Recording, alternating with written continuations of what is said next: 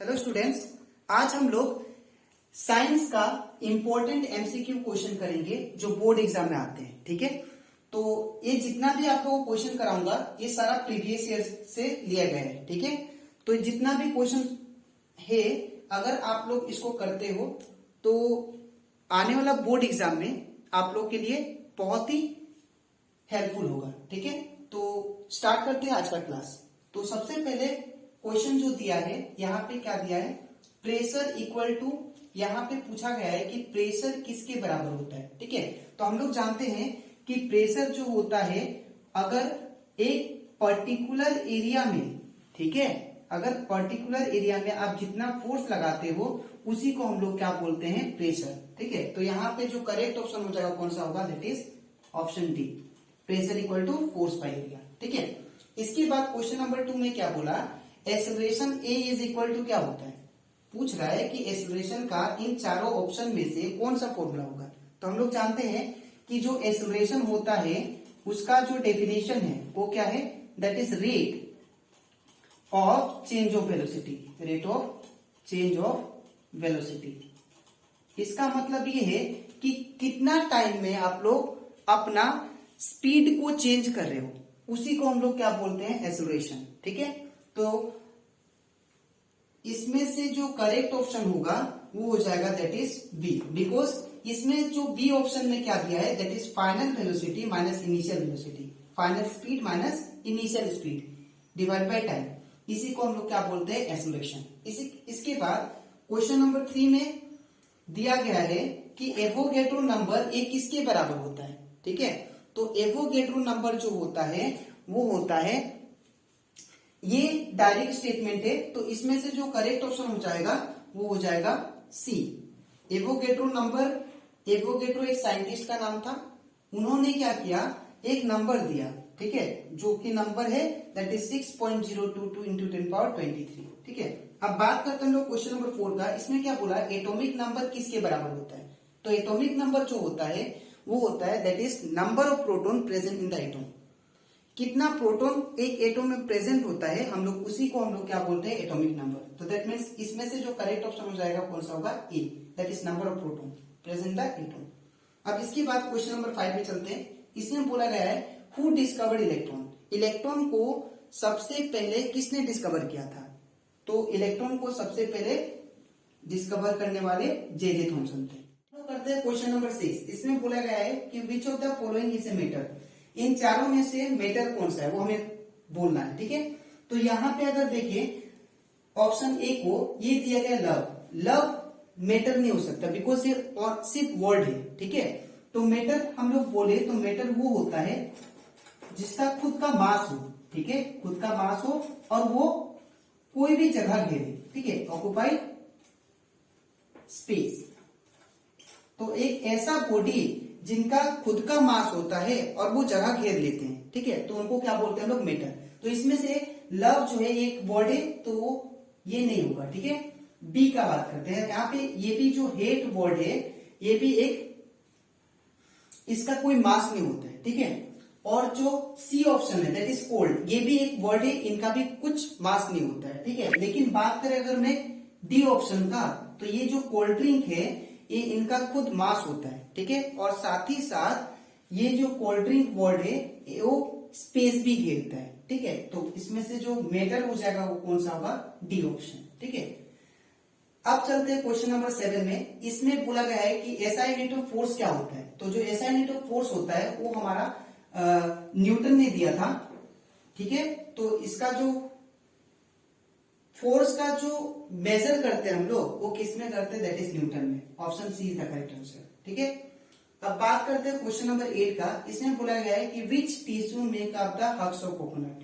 अब इसमें कौन सा टिश्यू है जो कोकोनट का जो कवर होता है उसमें आता है। ठीक है, तो इसमें से जो करेक्ट ऑप्शन हो जाएगा कौन सा होगा, that is option C, sclerenchyma जो टिश्यू होता है वो बहुत ही हार्ड होता है। ठीक है, तो इसीलिए वो कोकोनट का कवर में बनता है, मतलब। ठीक है, अब करते हैं हम लोग क्वेश्चन नंबर 9। इसमें बोला गया है कि which one of the largest cell found in the human body, human body में सबसे बड़ा सेल कौन सा है। ठीक है, तो ह्यूमन बॉडी में जो सबसे बड़ा सेल है वो कौन सा है, germ cell. That is sperm and ovum. ठीक है, अब चलते हैं हम लोग क्वेश्चन नंबर 10 में। इसमें बोला गया है कि ग्रीन हाउस गैसेस आर, ये चारों में से, ये चारों A B C D D, ये चारों ऑप्शन में से ग्रीन हाउस गैस कौन सा है। ठीक है, तो आप लोग याद रखना, ग्रीन हाउस गैस एक ऐसा गैस होता है जो इन्वायरमेंट को पोल्यूट करता है। ठीक है, तो ये तीनों में से जो ग्रीन हाउस गैस जो होगा वो तीनों होगा, that is option D is the correct answer. ये तीनों गैस क्या करते हैं, ग्रीन हाउस गैस कॉज करते हैं। ठीक है, अब बात करते हैं हम लोग क्वेश्चन नंबर 11 का। इसमें बोला है the accepted value of the universal gravitational constant जी। ये जो जी है, कैपिटल जी, इसका वैल्यू कौन सा होता है। तो इन चारों में से जो करेक्ट ऑप्शन हो जाएगा that is B, that is 6.67 into 10 to the power -11 newton metre square पर केजी स्क्वायर। ठीक है, अब बात करते हैं हम लोग क्वेश्चन नंबर 12 का। इसमें बोला है कि the melting point of ice. ठीक है, ये चारों जो ऑप्शन दिए हैं इन टर्म्स ऑफ केल्विन दिए हैं। ठीक है, तो जो आइस जो होता है वो कौन सा टेम्परेचर में मेल्ट हो जाता है। ठीक है, तो आइस जो होता है वो 273 केल्विन में मेल्ट होना स्टार्ट हो जाता है। ठीक है, तो इसके बाद हम लोग करते हैं क्वेश्चन नंबर 13। इसमें क्या बोला है, the symbol of the potassium is. अब इसमें से कौन सा सिंबल है पोटेशियम का, ये हम लोग को बोलना है। ठीक है, तो यहाँ पे जो पोटेशियम का जो सिंबल होता है वो होता है के, that is C is the correct answer. ठीक है, अब इसके बाद हम लोग क्वेश्चन नंबर 14 में ये दिया है कि the valency of neon, neon का वैलेंसी कितना होता है। ठीक है, तो वैलेंसी मतलब होता है that is combining capacity of an atom. ठीक है, तो नियोन जो है एक टाइप का नोबल गैस है। ठीक है, तो इसका ये जो नोबल गैस होता है, इनका जो वैलेंसी होता है वो हमेशा कितना होता है, 0। ठीक है, तो इसमें से जो करेक्ट ऑप्शन हो जाएगा कौन सा होगा, दैट इज ई।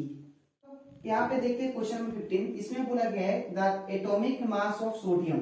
सोडियम का एटॉमिक मास कितना होता है। ठीक है, तो हम लोग जानते हैं सोडियम जो है एक टाइप का मेटल है, इसका जो एटॉमिक मास होता है वो कितना होता है, 23। This is the correct answer. ठीक है, अब इसमें बोला है क्वेश्चन नंबर 16 में, इसमें दिया गया है कि the term cell was given by. सबसे पहले सेल को आइडेंटिफाई किसने किया था, तो सेल को सबसे पहले जो आइडेंटिफाई किए थे वो थे साइंटिस्ट, दैट इज रॉबर्ट लो। तो हमारा ए क्या हो जाएगा, इसमें से करेक्ट ऑप्शन हो जाएगा। ठीक है, अब बात करते हैं हम लोग क्वेश्चन नंबर 17 का। तो क्वेश्चन नंबर 17 में क्या दिया है, that is pascal is the unit of.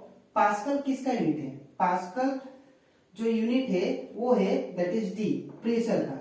Pressure को मेजर करने वाला कौन है, पास्कल, पास्कल। ठीक है, अब बात करते हैं हम लोग क्वेश्चन नंबर 18 का। इसमें बोला कि anaemia is caused due to the deficiency of. Anaemia ये एक टाइप का बीमारी है, एक टाइप का डिजीज है जो क्या करता है, आयरन का कमी से ये क्या होता है, ये होता है। तो ये जो है डिजीज ये किसकी कमी से होता है, दैट इज डी, आयरन का कमी से। ठीक है, अब बात करते हैं हम लोग क्वेश्चन नंबर 19 का। इसमें बोला है कि the basics unit of classification, जो पूरा क्लासिफिकेशन है किंगडम का वो किसके ऊपर बेस्ड है। ठीक है, तो वो जो है ये स्पेसिस के ऊपर बेस्ड है, that is option A is the correct answer. अब चलते हैं क्वेश्चन नंबर 20 में। इसमें बोला है कि what is the momentum of an object of mass m moving with A velocity v। Momentum का फॉर्मूला क्या होगा, जब कोई भी ऑब्जेक्ट का मास m होगा और उसका वेलोसिटी जो होगा दैट इज स्पीड वो कितना होगा, v होगा।